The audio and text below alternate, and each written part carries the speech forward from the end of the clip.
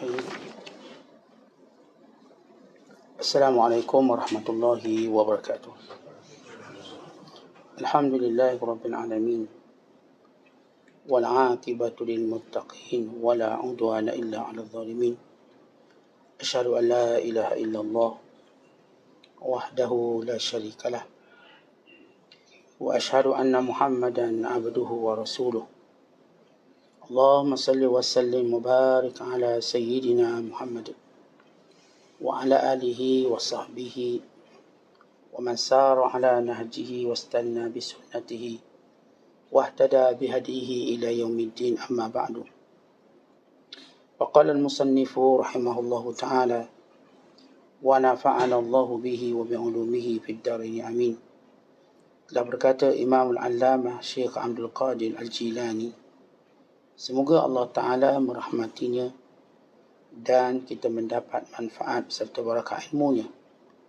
Wahai gulam, pukulilah dirimu dengan cambuk kelaparan dan ketahanan dari syahwat, kelazatan dan hidup kemewahan.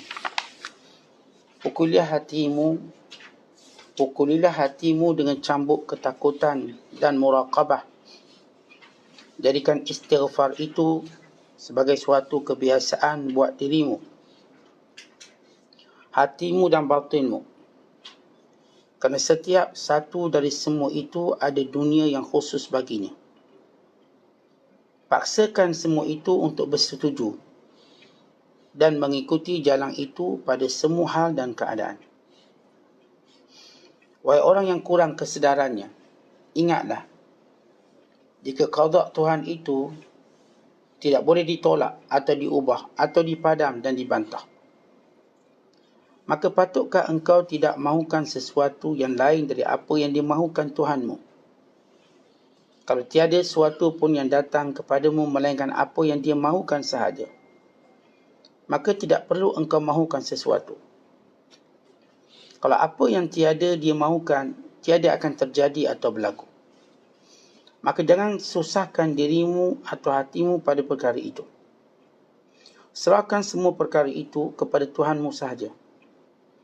Gantungkan dirimu di bawah rahmat Allah Ta'ala dan pada kuasa taubatmu yang engkau lakukan kepadanya. Jika engkau tetapkan dirimu di atas cara ini, kelak akan lenyap dunia dari pangkal hatimu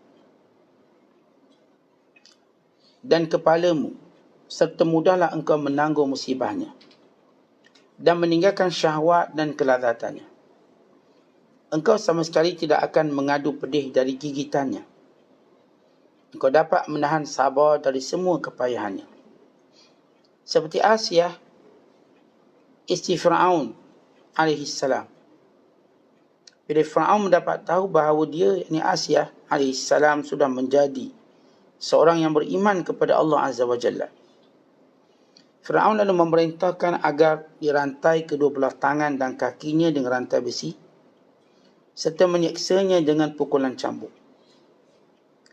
Ketika itulah Asiyah mengangkat kepalanya ke arah langit. Lalu dia melihat pintu-pintu langit terbuka, sedang para malaikat membina buatnya sebuah istana. Dan serentak dengan itu datanglah malaikat maut mengambil rohnya seraya berkata kepadanya, rumah itu adalah buatmu. Asiyah lalu tersenyum dan lenyaplah semua sakit dan pedih yang dirasakannya. Asiyah lalu berkata, sebagaimana yang diceritakan dalam Al-Quran, Rabbi ibnili indaka baitan fil jannah. Tuhanku, binakanlah buatku di sisimu sebuah rumah dalam syurga. Begitulah seharusnya sikapmu juga, kerana engkau telah melihat dengan mata hatimu dan keyakinanmu ke sana, yakni syurga. Dengan engkau bersabar menanggung semua bala dan bencana yang ada di sini, yakni di dunia. Engkau juga sabar keluarkan dirimu dari segala daya upayamu.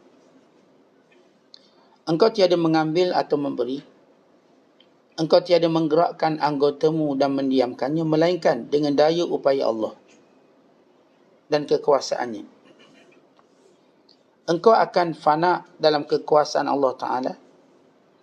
Engkau akan serahkan semua perkaramu hanya kepada Allah.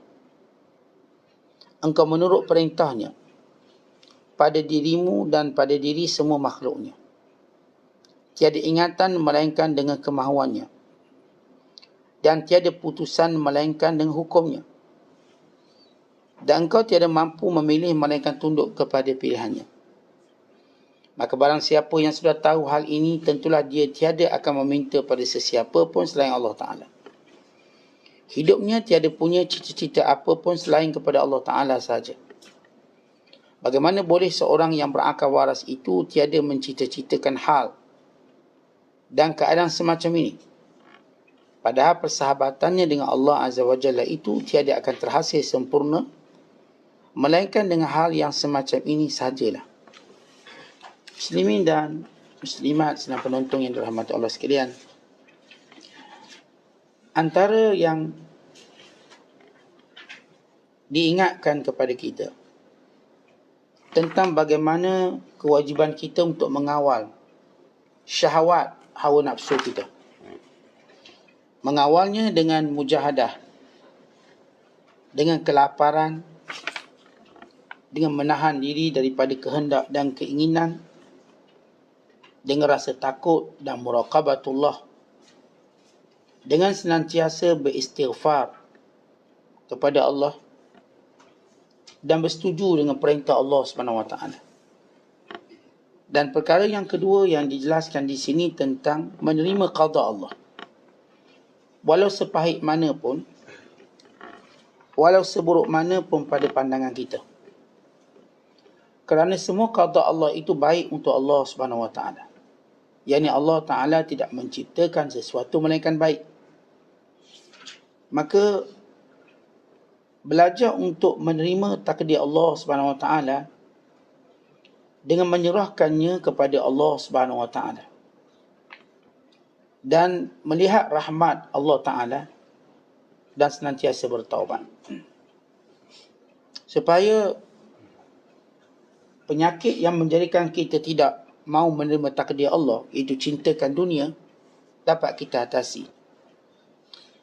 Dan yang ketiga, diceritakan tentang Asiyah binti Muzahim alaihissalam, seorang wanita yang sempurna, bagaimana perjalanan hidupnya yang sebagai contoh yang utuh dalam menerima segala qada dan qadar Allah Ta'ala.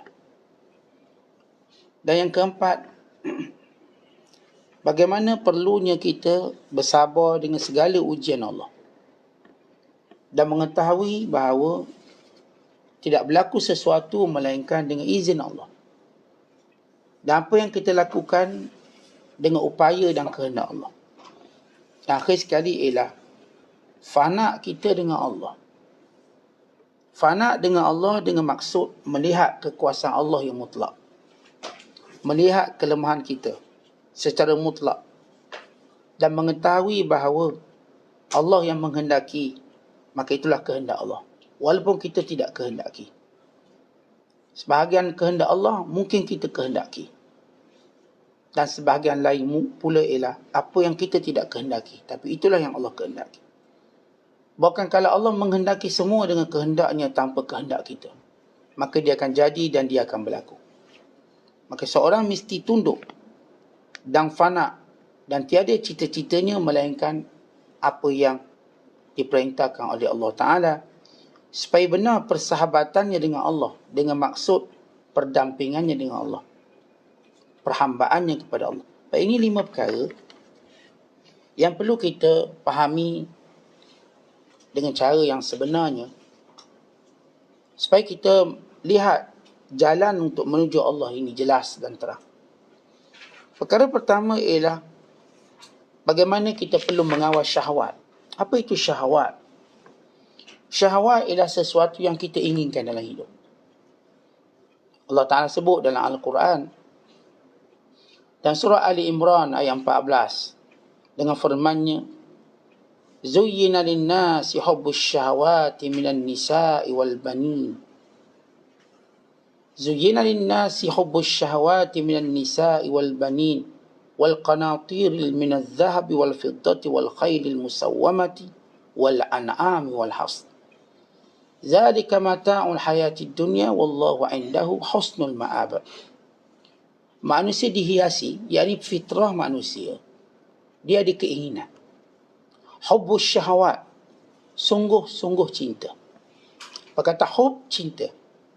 Syahwat, yakni kehendak dirinya, kecenderungan dirinya. Syahwat ini kalau kita tak dapat, kita rasa pedih, kita rasa terganggu, kita akan rasa marah. Syahwat ini kalau kita tak dapat, maka kita akan menyalahkan orang sekeliling kita, menyalahkan apa sahaja yang berada di sisi kita. Kita tak akan salahkan kita, kerana itu sifat syahwat. Bila kita naik kereta nak cepat, kita marah semua orang ni buat lambat. Semua kita nampak lambat, semua patut ke tepi. Syahwat kita. Bila mana kita lihat suatu benda tak macam kita nak, lalu kita marah semua orang tak buat macam kita nak. Kalau kita pelanggan sebagai contoh, pelanggan kedai nampak dilayan kita lambat, kita pun marah. Maka ini namanya syahwat. Sesuatu yang dihalang keinginan kita. Dia akan bereaksi dengan cara kita marah benda itu. Kita akan rasa terganggu. Dan kita akan memarah orang sekeliling kita. Dan kita tak akan marah diri kita. Kerana bila kita marah diri kita, maka itu masuk dalam makna muhasabah. Mungkin silap saya, kenapa saya keluar lewat. Itu yang jam tu misalnya. Dia marahi dirinya, maka itu makna muhasabah untuk dia memperbaiki. Kerana syahwat bukan untuk memperbaiki. Orang yang kita katakan membiarkan syahwat, dia sedang membinasakan dirinya. Baik, bila Allah sebut zuyyina lin-nasi hubbus syahwat, manusia memang diciptakan mencintai syahwat. Minan nisa, pertama cinta daripada wanita. Wal banin, cintanya pada anak. Wal qanatir, dan cintanya pada banyak harta. Minadh dhahab wal fiddah, sebarang bentuk kekayaan. Cintanya. Wal khailil musawwamati, dan suka cintanya pada kenderaan. Wal an'am, binatang ternakan. Wal has, ladang-ladang. Dzalika mata'ul hayatid dunya, semuanya itu cuma nikmat dunia dengan maksud kamu akan tinggalkan. Semua nikmat dunia maknanya kita akan tinggalkan dia. Atau mereka akan tinggalkan kita waktu kita masih hidup lagi. Isteri kita tinggalkan kita dengan mati. Sebagai contoh, anak-anak tinggalkan kita sebab mereka dah besar. Maka bila kita sebut mata'ud dunia, sesuatu yang tak akan bersama dengan kita. Tetapi kalau kita sebut akhirat, sesuatu yang bersama dengan kita. Maka isteri, anak-anak, harta, kenderaan kita, binatang ternakan kita, ladang-ladang kita, segala aset, properties kita, semuanya ini ialah nikmat dunia kerana apa? Ataupun mata', sebab dia akan tinggalkan kita atau kita tinggalkan dia. Baik, waktu mana kita suka semua benda ni, asal syahwat sesuatu yang dibenarkan. Boleh bermain syahwat, benar, boleh main, sila main. Makan syahwat, sila makan. Minum syahwat. Melancong syahwat. Berjaga malang sembang syahwat. Ini semua benda kita suka. Memiliki harta syahwat. Memiliki pekerjaan syahwat. Baik, syahwat asal hukumnya harus. Asyahwat kulluha mubahah. Al-aslu fil hukum. Asal pada hukum semua syahwatnya harus. Dan sebab itu Allah ciptakan kita letak kat dunia. Sebab di sini syahwatnya. Namun syahwat ini pertama perlu diambil dengan hukum. Seorang mengambil syahwatnya dengan hukum, maka dia terselamat daripada bahaya dan fitnahnya. Seseorang yang mengambilnya tanpa atau membelakangi hukum, maka dia akan binasa dan dicampak dalam neraka. Allah Ta'ala berfirman dalam surah Maryam ayat 59, فَخَلَفَ مِنْ بَعْدِهِمْ خَلْفٌ أَضَاعُوا الصَّلَاةَ وَاتَّبَعُوا الشَّهَوَاتِ فَسَوْفَ يَلْقَوْنَ غَيًّا. Dan para nabi ini meninggalkan selepas mereka satu kelompok yang mula meninggalkan solat dan mula mengikuti syahwat, dan mereka ini akan dicampakkan ke dalam neraka. Bila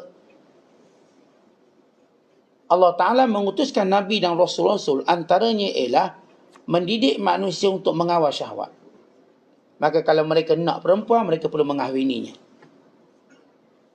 Kalau mereka nak makan, minum, mereka perlu bekerja yang halal atau dengan cara diberikan dengan pemberian yang baik. Maka mereka boleh makan. Dan apa yang mereka nak makan ialah makanan tertentu. Ini makanan halal, ini makanan haram. Dan demikian juga kalau mereka nak memiliki sesuatu harta, ini caranya, ini jalannya. Melalui jual beli, melalui hadiah, melalui harta pusaka. Tidak ada melalui paksaan atau tidak ada melalui rampasan, rasuah dan sebagainya. Maka datang para Nabi kontrol syahwat ni, sehingga dilakukan dengan betul. Lainlah orang yang kaya, lainlah orang yang bekerja, lainlah orang yang segala perkara yang mereka perlu miliki di dunia, tapi dengan terkawal dan terjaga. Mereka menahan diri mereka daripada syahwat yang haram. Maka untuk menjadikan mereka ini senantiasa berada dalam bimbingan, mereka ini sentiasa menjaga solat. Solat ia satu monitor untuk kita menjaga seluruh kehidupan kita. Sebab itu Allah Ta'ala cerita, bila seseorang meninggalkan solat, maka bermula syahwat haram akan masuk secara berturut-turut ataupun kita katakan secara berleluasa. Sebab itu bila Allah sebut dalam surah Maryam, adha'us salah wattaba'us syahwat. Mereka mula ingkarkan solat, sia-siakan solat, maka ikut syahwat. Artinya kalau mereka dirikan solat, terjaga syahwat. Jadi kalau kita tuan-tuan, bila cari dunia lalu tak solat, berarti kita ikut syahwat. Kita kalau cari dunia tapi jaga solat, berarti syahwat kita kawal. Kita kontrol dia. Maka syahwat ni, tuan-tuan nak main, tuan-tuan ada hobi, nak masuk hutan, nak mengair, silakan, itu syahwat. Tapi ingat, ikat dia dengan solat. Bila kita solat, berarti kita tidak mengikuti syahwat yang dilarang. Sebab amalan-amalan yang menjadikan kita lalai dari solat, itulah syahwat yang diharamkan. Ada syahwat diharam secara zatnya. Zina, riba. Ada syahwat yang haram kerana sebabnya.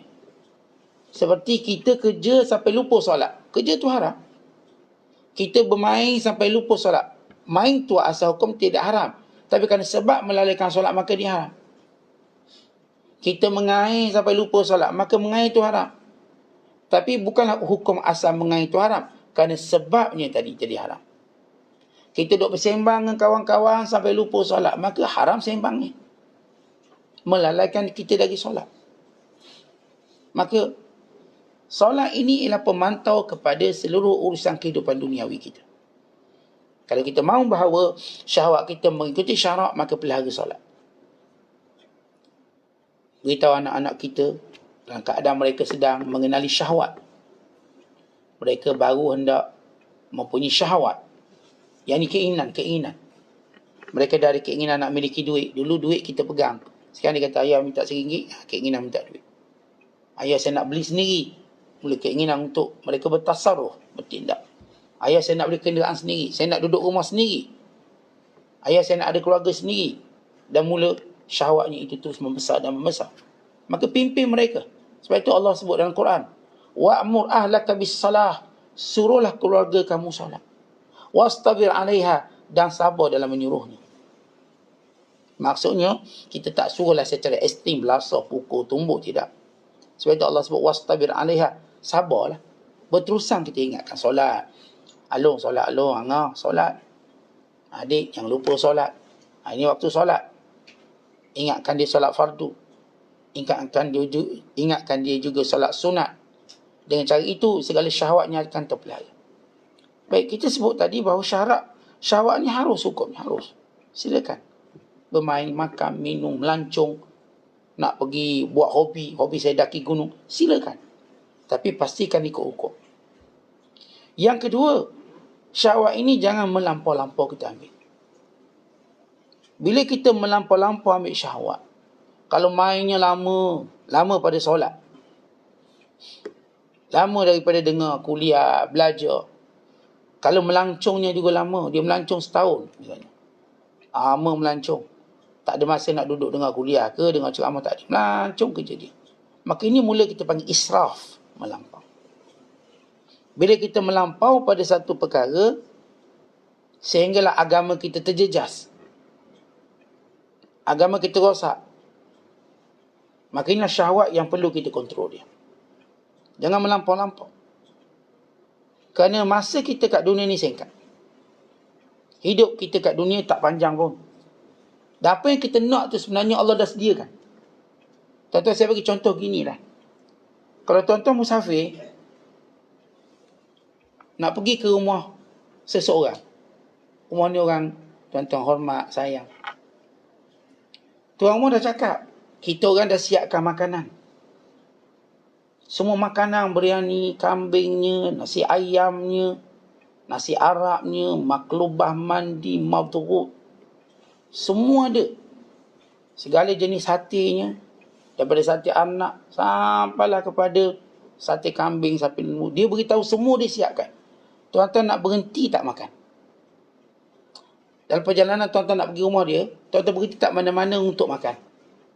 Tak payah makan, Ustaz, dia dah siap makanan. Dia dah siap beritahu menu dia. Beribu menunya. Rugi kalau kita makan. Kalaupun kita berhenti, kita minum air sikit-sikit je. Sebab yang sana dah siap semua. Kita minum sikit-sikit, nak hilang ngantuk je lah. Dah drive jauh-jauh ni, cari kopi sikit lah. Cari Nescafe sikit, minum lah. Ini air ni sikit, air ni sikit. Kita tak akan berfikir untuk makan banyak. Kenapa? Dah tahu disiapkan di sana. Kalau kita makan banyak juga, kita memang bodoh. Kita memang bodoh. Kita memang tak bijak dan tak cerdik. Kalau saya dah tahu orang tempat saya nak pergi ini sudah disediakan semua benda, buat apa saya nak makan? Kalau saya makan, saya katakan cuma nak tahan perut saya sekejap. Sebab jalanan jauh lagi. Takut juga perut masuk angin habis. Angin bila masuk perut, kalau dia keluar tak apa. Naik atas kepala pula. Jadi saya tak mungkin makan banyak. Kalaupun saya makan, saya tak mungkin makan banyak. Ingat kita, sahabat-sahabat kita, bila kita ajak, jom kita pergi makan. Makan mana Ustaz? Kita makan ni nasi Arab. Itu Ustaz, saya daripada semalam tak makan. Sebab nak makan nasi Arab. Daripada semalam dia tahan diri dia. Daripada semalam, semalam tak makan. Pagi pun tak sarapan, ni nak makan ni. Sebab Ustaz ajak makan nasi Arab ni. Lihat dia tahan dirinya kan, dia nak menikmati benda tu. Dia tahu benda tu sedap. Tuan-tuan, akhirat Allah sediakan semua. Allah sediakan semua ke akhirat. Tuan-tuan nak apa ke akhirat? Makan, macam-macam makan. Minum, macam-macam minum. Nak berseronok, macam-macam nikmat. Dan kita sekarang sedang bermusafir ke sana. Maka kenapa kita berhenti panjang lama sangat, menjamu syahwat kita, sedangkan apa yang kita nak sudah ada disediakan di sana?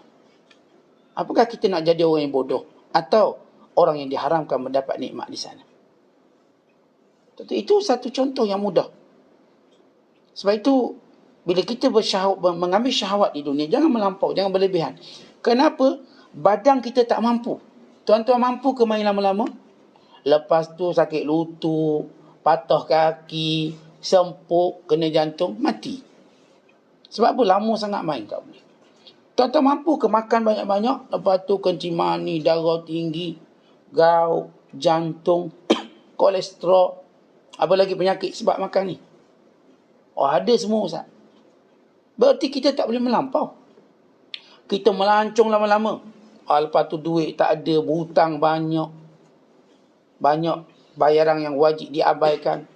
Rumah tak bayar bulan ni sebab nak melancong sangat. Akhirnya akibatnya pada kita. Atau kita kawan banyak sangat. Ramai kawan kita. Akhirnya kita tak ada masa ibadat, masa untuk kita ingat Allah, masa untuk muhasabah. Habis kita. Tentang syahwat yang Allah izinkan ini jangan melampau-lampau. Yang pertama ikut hukum. Yang kedua jangan melampau-lampau. Kalau kita makan banyak-banyak, jangan melampau, nanti kita nak solat. Nanti kita tengah solat menguap, tengah solat mengantuk. Maka ini perjalanan kita dalam mengambil syahwat. Biar dia mengikut hukum dan biar dia jangan melampau. Kemudian yang ketiga, tuan-tuan sekalian, biar kita mengetahui akibat ikut syahwat ni apa dia. Supaya kita sentiasa meletakkan syahwat pada pertengahan antara hukum yang kita patuhi dan kesederhanaan yang perlu kita jaga. Kerana bila kita mengambil secara melampau, tuan-tuan tidur lama-lama, apa jadi? Tidur lama-lama, pening kepala. Kita tidur sekejap, okeylah tidur sekadar keperluan umur kita. Umur macam ni tidur 8 jam contoh. Daripada pukul 9 malam dah tidur. Bangunlah 5 pagi misalnya. Kita pun mungkin tidur petang sikit, sejam, untuk kuat sikit. Tapi kalau kita tidur banyak-banyak, boleh ke? Tak mungkin. Kalau tuan-tuan tidur banyak-banyak, mula penyakit macam-macam. Pening kepala, jadi tak cergas, jadi lembek, lemah motivasi. Maka tidurnya ala kadar. Sekadar keperluan badan, keperluan usia, keperluan keadaan kita. Bukan dengan kehendak kita, tapi keperluan. Kalau kita ikut kita nak tidur lama mana, habis kita. Banyak kerja tak boleh buat, banyak tanggungjawab tak dilaksanakan, kesihatan kita juga tergugat. Maka perkara ketiga yang kita perlu tahu bahawa kebanyakan syahwat ini ialah punca kerosakan. Kena tahu benda tu. Tidur banyak, punca kerosakan. Makan banyak, punca kerosakan. Kumpul harta banyak pun punca kerosakan. Kalau duk kumpul harta banyak sampai masa dengan keluarga tak ada, masa dengan kawan-kawan tak ada, itu bila mati seorang-seorang pergi kubur. Istilah orangnya, seorang-seorang pergi kubur. Sebab dia tak ada kawan, dia tak membina jaringan kawan-kawan soleh yang boleh mendoakan bila dia mati. Tuan-tuan, kita perlu ada masa bersama sahabat-sahabat kita. Kita ada masa dengan keluarga, kita mesti ada masa bersama sahabat. Sebab itu Nabi SAW menamakan para sahabat itu sahabat, untuk menunjukkan ada waktu bersahabat. Walau Rasul sibuk ibadat, isteri, anak-anak, anak angkat lagi, cucu angkat lagi. Semua benda yang orang ada, Rasulullah SAW ada. Tapi Nabi ada masa bersama sahabat. Kalau tidak, masa kan para sahabat dapat riwayat hadis yang banyak kalau Rasulullah tak ada masa bersama mereka. Nabi duduk dengan mereka, Nabi bermusafir dengan mereka, Nabi makan bersama mereka. Sebab kita tahu baginda sallallahu alaihi wasallam tak makan seorang. Nabi mesti makan dengan sahabat-sahabat dia. Dengannya para sahabat mengambil sunnah adab makan, sunnah adab musafir, sunnah dan adab bercakap dan semua perkara. Tapi ada orang bila dia cari harta, dia tak ada kawan. Dia cuma ada rakan bisnes dia. Bagi dia, tak ada kawan saya boleh percaya. Semua orang yang saya kena manipulate dia. Dia cuma rakan bisnes. Dia untungkan saya, okey. Dia tak untungkan saya, sila. Saya tak akan berkawan dengan orang yang tak mampu untungkan saya. Ini golongan duniawi. Kita tuan-tuan bersahabat dengan makna ukhrawi. Sahabat-sahabat kalau kita buat salah, ditegur. Kalau motivasi agama kita rendah, dibangkitkan. Kalau kita lupa, diingatkan. Kalau kita mati, disembahyangkan, didoakan. Maka ini sahabat yang kita nak cari, dan masa perlu ada. Jadi kalau seorang berlebihan dengan syahwat, harta dan sebagainya, maka dia sedang melakukan kerosakan. Dengan pelbagai bentuk kerosakan. Ini pertama yang kita kena ingat. Yang kedua, bila dia melampau mengambil syahwat, apatah lagi yang haram, zawalun ni'am, nikmatnya akan hilang. Nikmat akan hilang ya. Kalau kita buat suatu syahwat yang haram, Allah tarik nikmat. Kalau kita melampau-lampau dengan syahwat itu, Allah juga tarik nikmat. Lama ni tuan-tuan kita minum manis, hari ni dah tak boleh minum manis. Dah kecil manis tinggi dah. Nak lihat, nikmatnya sudah hilang. Habis hari tu, dulu memang tak pantang minum. Minum pagi, petang, tengah malam ni. 18 gelas hari.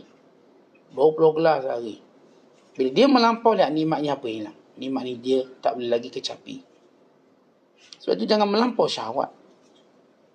Yang ketiga ialah, kita tahu bahawa melampau syahwat menyebabkan akan berlaku kelalaian. Al-ghaflah. Maka kita kena tahu benda ni. Bila kita melampau-lampau dalam satu perbuatan, maka kita akan ghaflah, lupa. Tentu bila kita lupa, natijahnya hati kita keras. Bila hati kita keras, maka kita makin jauh dengan Allah. Oleh sebab itu, syahwat ini perlu diambil dengan cara yang begitu teliti. Yang pertama, belajar untuk berlapar bagi melawan syahwat. Ada hari tuan-tuan kita kena puasa. Lawanlah syahwat kita. Begitu kita didik syahwat. Sama ada kita puasa Ramadan, itu memang wajib. Tambahlah boleh sehari seminggu pun okey. Tak boleh sehari seminggu, sebulan 3 hari. Nabi SAW ajar kita dan Nabi wasiatkan kepada Abu Hurairah 3 perkara, antaranya sebulan 3 hari puasa. Carilah 3 hari. Tujuannya ialah bagaimana kita letakkan paras kawalan syahwat. Ada 3 hari sebulan saya akan puasa. Tak kira lah hari apa. Saya nak ambil hari 13, 14, 15. Saya nak ambil Khamis je. Khamis. Atau tengoklah kalau saya start kalau Isnin Khamis tak boleh start. Sebab apa? Kerana waktu itulah saya ada komitmen itu dan ini. Baik, ambil 3 hari sebulan mana-mana hari. Tak ada masalah. Bukankah start hari lain sunat ke puasa? Dia tak sunat atas nama hari. Atas sunat 3 hari sebulan. Dia bukan sunat. Dia ada sunat atas nama bulan. Ada sunat atas nama hari. Ada sunat atas nama tahunan. Seperti Arafah. Setahun sekali. Ada sunat yang berkait dengan jumlah dipanggil. Maksudnya bila baginda sallallahu alaihi suruh puasalah 3 hari sebulan. Maka ia jumlah mana-mana hari okey. Tapi kalau saya buat Isnin Khamis lagi berganda pahalanya. Kalau saya buat 13, 14, 15 atau disebut Ayyamul Bid, hari putih, lagi berganda pahala. Tapi hukum asal 3 hari berpuasa itu. Saya kalau saya katakan memang Isnin ni saya ada urusan saya. Isnin naik KL contoh. Isnin hari kerja Ustaz saya kira naik. Jadi saya telah ambil puasa hari lain. Saya puasa hari Ahad. Saya puasa hari cuti ni. Sabtu Ahad contohnya. Hari cuti saya senang duduk rumah, tak ada gangguan, tak ada godaan. Ada setengah orang bila dia puasa dia tak tengok makanan terus tergoda. Dia puasa dia tukur naik bilik. Beruzlah. Dia baru je nasi goreng bini ni masak terus terbuka. Bukan seleranya, terbuka puasa. Dia ada orang macam tu dia lemah. Tapi kalau ustaz saya memang bukan mazhab puasa lah ustaz. Ayo, ingatkan diri tentang kelebihan puasa. Kalau tuan-tuan memang tak boleh puasa. Wak Emah sakit. Wak Emah selera tu luar biasa sangat. Selera jin luar biasa. Saya tengok ketupat pun saya selera misalnya. Kadang-kadang tengok jajang anak-anak makan tu macam sedap pula ustaz. Start niat je puasa, anak makan jajang, saya rampas jajang ni makan. Jadi kalau kita tak boleh misalnya, setengah orang tak boleh. Dia ada niat nak puasa dengan cara beri makan orang puasa. Sebab baginda sallallahu alaihi wasallam menyebut orang yang beri makan orang puasa, dia dapat pahala puasa orang tu. Tanpa kurang sedikit pun. Sama, tanpa kurang. La yanqusu min zalika syai', tak kurang walau sikit. Bila baginda sallallahu alaihi wasallam kata tak kurang lah. Paling kurang kita ingat, saya hari ni hari Senin, hari ni saya kena belanja orang buka puasa. Hari ni hari Khamis saya belanja orang buka puasa. Saya dapat pahala. Ni 10 orang puasa ni, 10 orang saya ambil. Begitu cara. Bila ibadat ni ada keadaan memang kita tak boleh buat. Sebab itu Nabi sallallahu alaihi wasallam menyebut, "Idza amartukum bisyai' fa'tu min haitsu mastata'tum." Bila aku suruh kamu buat satu benda, yakni perkara-perkara sunat, maka lakukan ikut kemampuan kamu. Kalau kita buat kadang-kadang kita bosan, jemur, atau sebagian aktiviti yang lebih utama kita jadi tak buat. Ustaz saya kalau puasa Ustaz tak lagi solat Jumaat. Dia lembek macam tu. Jadi lupa banyak benda pula kelebihan yang lain. Solat Jumaat tak lagi, kuliah Ustaz saya tak lagi Ustaz. Nak buka online dia macam pernah tangan tu. Puasa. Kalau banyak sangat kerugian berbanding kebaikan-kebaikan yang lain misalnya, maka di situ perlu ada apa yang disebut sebagai fiqh muazanat atau fiqh aulawiyat, keutamaan. Ada seorang hamba Allah datang, Ustaz, saya kalau bak lain saya okey, puasa saya tak boleh Ustaz. Kalau Ustaz suruh saya sponsor 100 orang pun saya okey. Saya sanggup keluarkan duit, tapi puasa tak boleh. Ada hamba Allah macam gitu. Saya kata kalau kita tak boleh, buat benda yang juga ke arah itu kita dapat pahala. Kita nak belajar tak boleh Allah Ustaz. Saya bak belajar ni tak boleh lah Ustaz. Ustaz sebut je kuliah tu mata saya terpadam. Terus pejam. Macam tak boleh. Tak apa. Awak support orang kuliah. Awak bayar line telefonnya. Okay, siapa nak dengar kuliah, saya support semua ni. Line telefon ni saya bayar. Ataupun awak beli kitab awak bagi ke dia semua. Kitab awak pergi walaupun awak tak pergi. Tapi kita ada sesuatu. Sebab kalau kita Kaedah yang disebut oleh ulama, kalau kita tak mampu buat satu ibadat itu, kita buat seumpamanya. Supaya kita dapat juga yang tu. Macam contoh kita sebut, kalau kita memang tak boleh komitmen belajar, maka cintalah pada orang yang belajar. Saya suka dia sebab dia rajin belajar, saya suka. Sebab saya suka tanya dia, walaupun saya tak berpeluang belajar macam dia.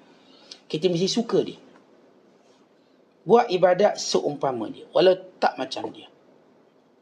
Kemudian kita kawal syahwat kita, yang disebut oleh Syekh Abdul Qadir, dengan cara kita bersederhana dalam segala kelazatan dan kemewahan. Bersederhana.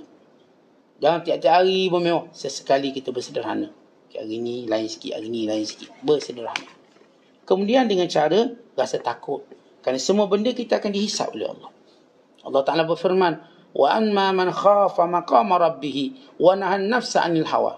Kita baca dalam Al-Quran, Allah sebut ada pun orang yang takut pada Tuhannya dan menahan dirinya daripada syahwat. Maksud takut ialah takut hari hisab, nanti Allah tanya. Tapi bila saya nak sesuatu benda syahwat ni, saya akan fikir nanti Allah tanya, boleh jawab tak ni. Saya bila melampau-lampau, maka ketakutan itu menyebabkan perkara-perkara yang haram, perkara-perkara yang bersifat syahwat yang haram ini, saya tinggalkan.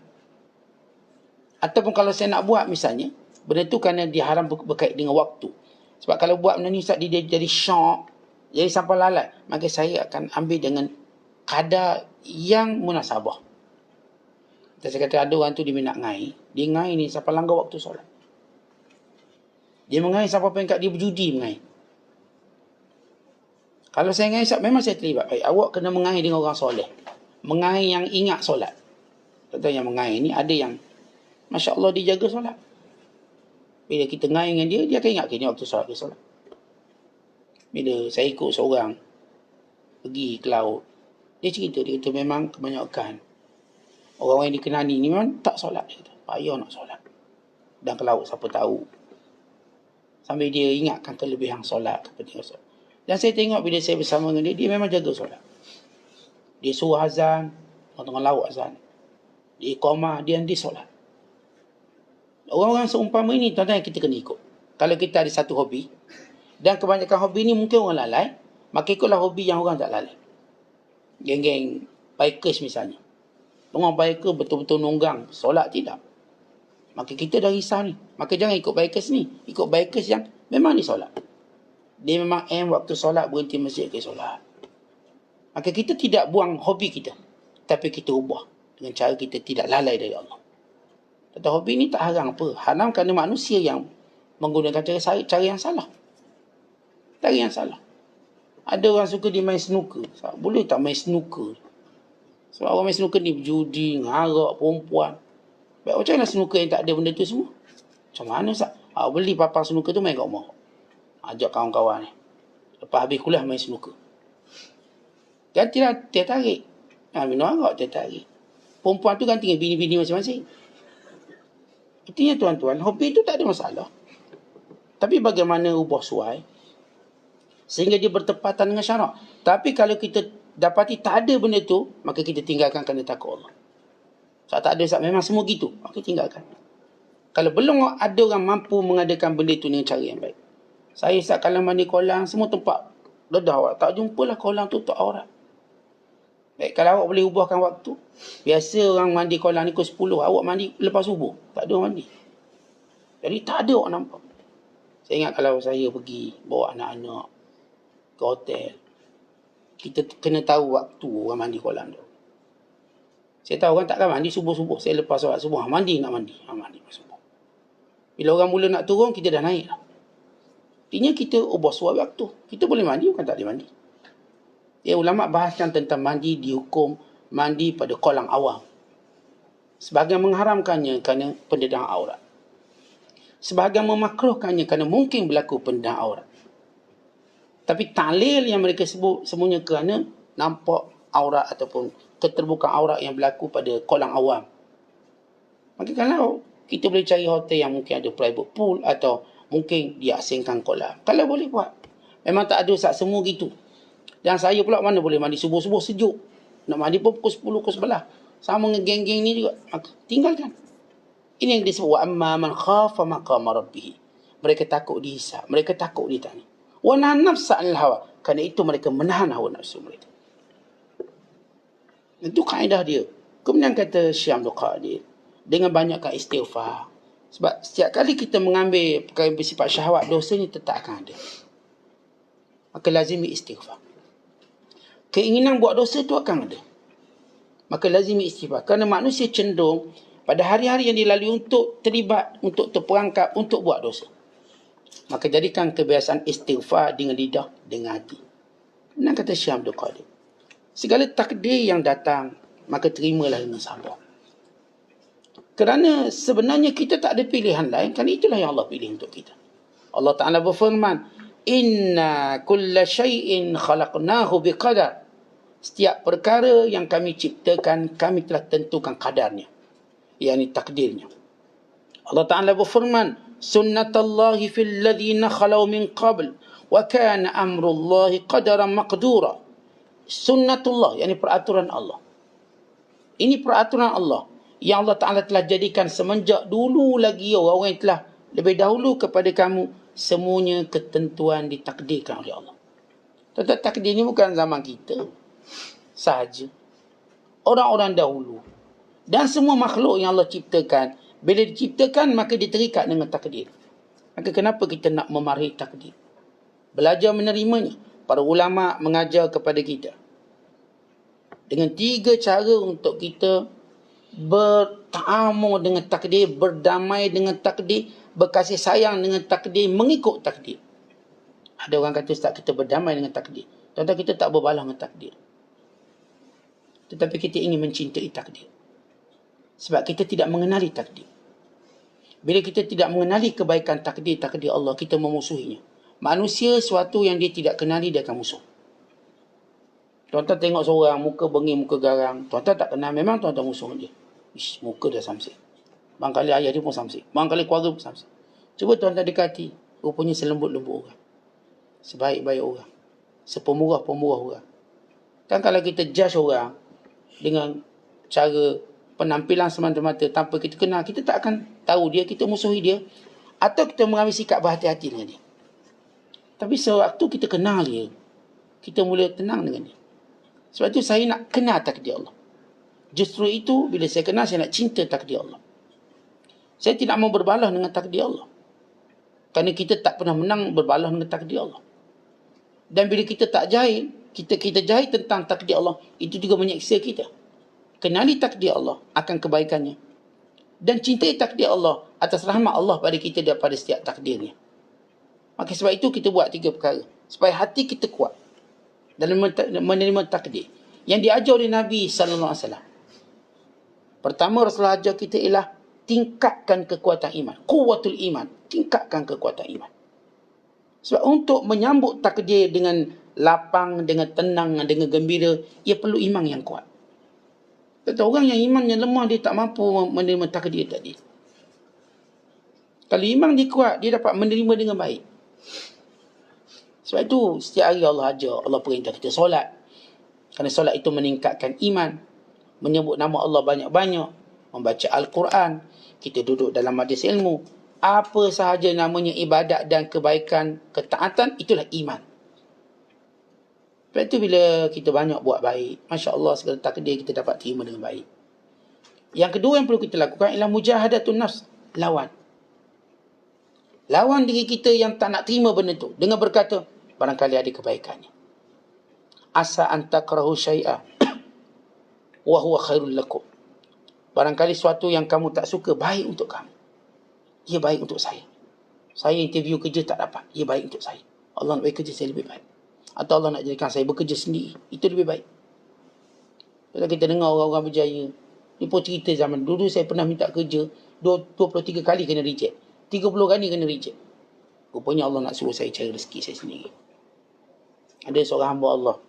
Dia kata, Ustaz, saya pergi kerja Singapura. Pergi sebelum subuh. Balik malam.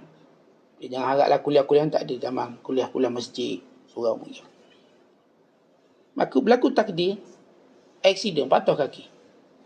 Maka company pun tak nak ambil patah kaki. Rasa dunia ni gelap. Gelap. Saya baru renovate rumah dekat JB, dekat dengan Singapura. dah habis banyak duit. Kemudian dengan nak fokus, income besar, tiba accident patah kaki. Syarikat tak nak tanggup, dah habis. Jenis kerja kontrak. Gelap. Lalu terfikir dia, kenapa Allah takdirkan benda ni? Berat bagi dia, berat. Maka dia mula istighfar, dia mula lihat kesalahan dirinya. Maka terilham dia untuk dia mula berniaga. Tak apalah kita berniaga. Akhirnya dia berniaga lebih banyak daripada dia kerja dulu. Dan dia berpeluang dengan kuliah. Dia pun nampak inilah kehebatan takdir Allah. Tuan-tuan, bila kita baca kisah-kisah dan kita dengar, ini akan menjadikan mujahadah nafs.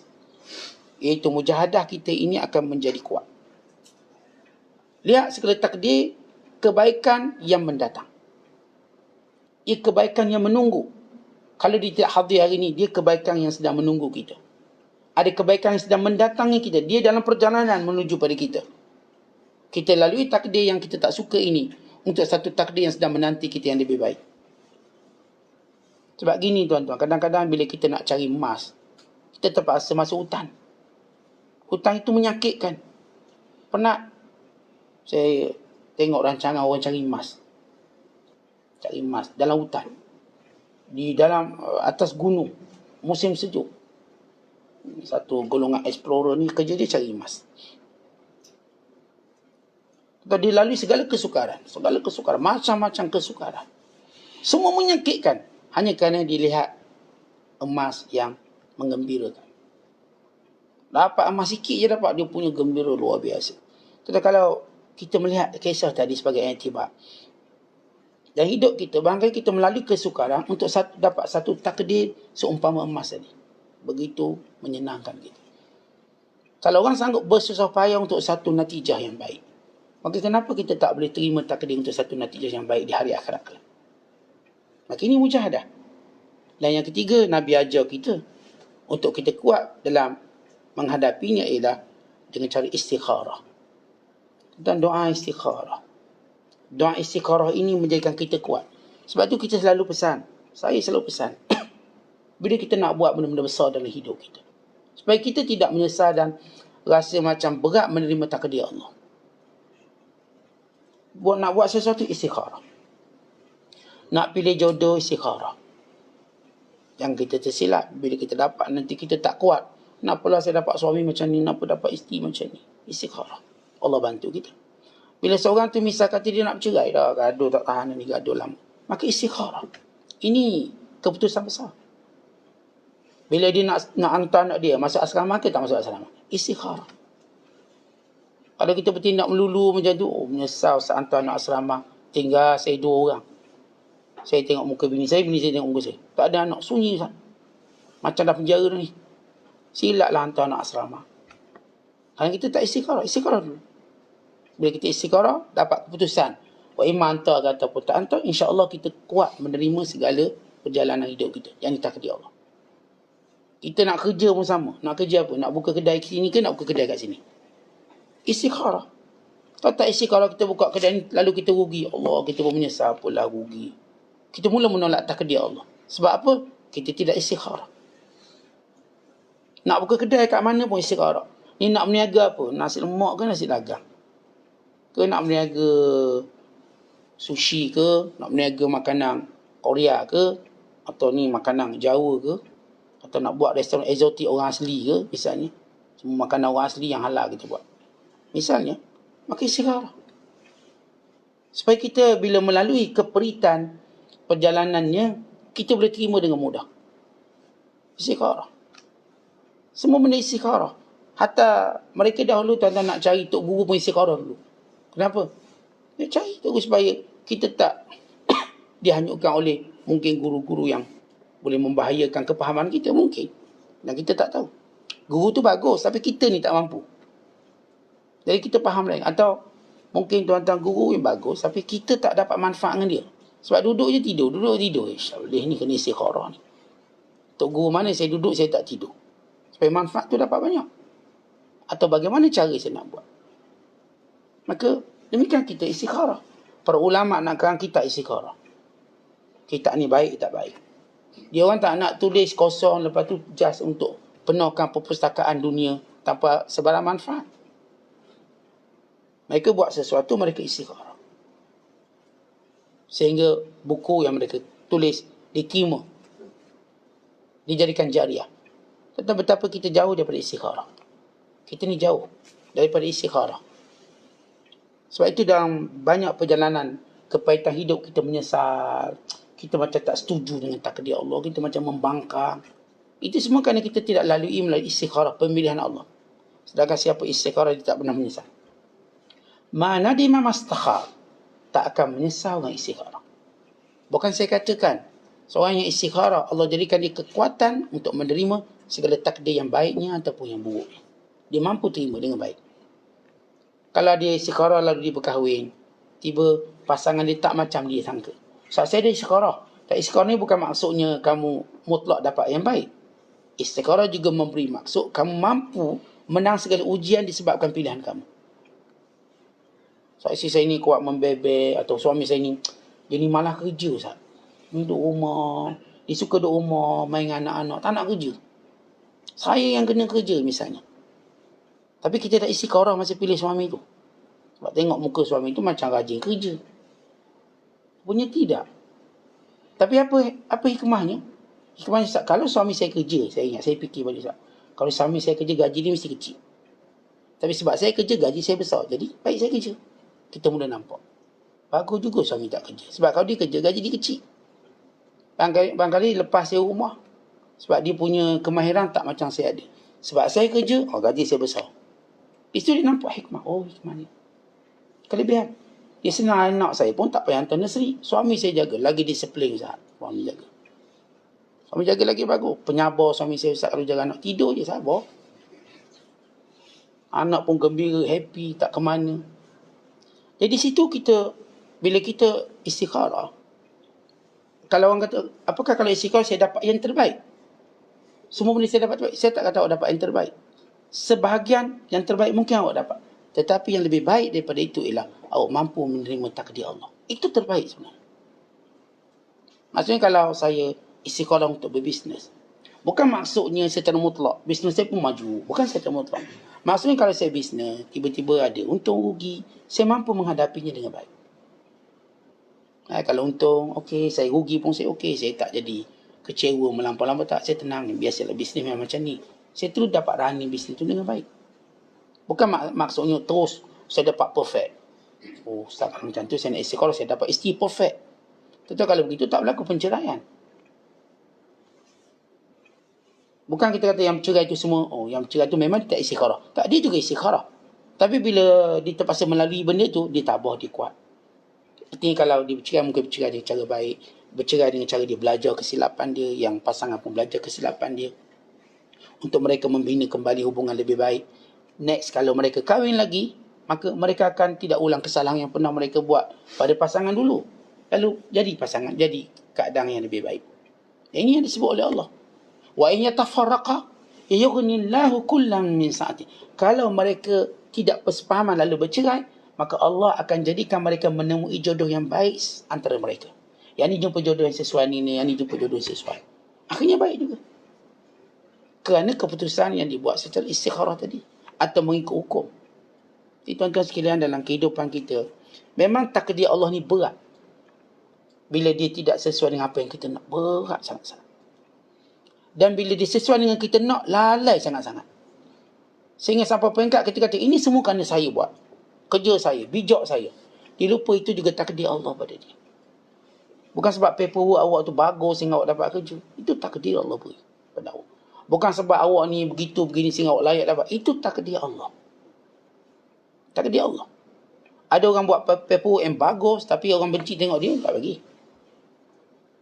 Allah campurkan rasa benci, tak nak orang ni. Walaupun dia bagus. Kadang-kadang ada orang bila temuduga, mereka tak nak ambil calon yang bagus sangat. Nanti lawan bos. Bagus sangat tahu saya. Agak-agak bodoh-bodoh sikit. Nanti bila kita temuduga, jangan tunjuk cerdik sangat. Bodoh-bodoh sikit. Tunjuk cerdik, tak boleh ni cerdik. Ni tak lama kerja sekejap. Dia curi aku punya resepi, dia buka restoran sendiri. Dia curi aku punya idea, dia buka syarikat sendiri. Dia majikan takut kalau pekerja cerdik sangat. Semacam. Artinya, bila kita sebut masalah, kita dapat sesuatu, bukan kerana kita. Takdir sama ada menyembelahi kita. Maksudnya menyembelahi syahwat kita, kehendak kita. menjadikan kita mungkin melampau, menjadikan kita kufur, jadi macam Qarun. Atau takdir yang tidak menyembelih keinginan kita, menjadikan kita give up dan putus asa. Dua-dua ni kita tak nak. Bila saya katakan saya istikharah, kalau dapat sesuatu yang menyembelih keinginan saya bersyukur sungguh-sungguh pada Allah. Dan saya berkongsi kesyukuran ini pada sesiapa sahaja. Kalau sebaliknya tidak menyembelih apa yang saya hendak, saya bersabar dengan sungguh-sungguh. Saya meyakini ada jalan keluarnya. Begitu kehebatan bila kita buat 3 perkara tadi. Bila kita nak kuat diri kita untuk menghadapi segala takdir Allah, kuatkan iman kita, mujahadah dan istikharah. Ini basic 3, bukan 3 tu, basic 3 dalam menghadapi ini. Wallahu a'lam bishawab. Assalamualaikum warahmatullahi wabarakatuh.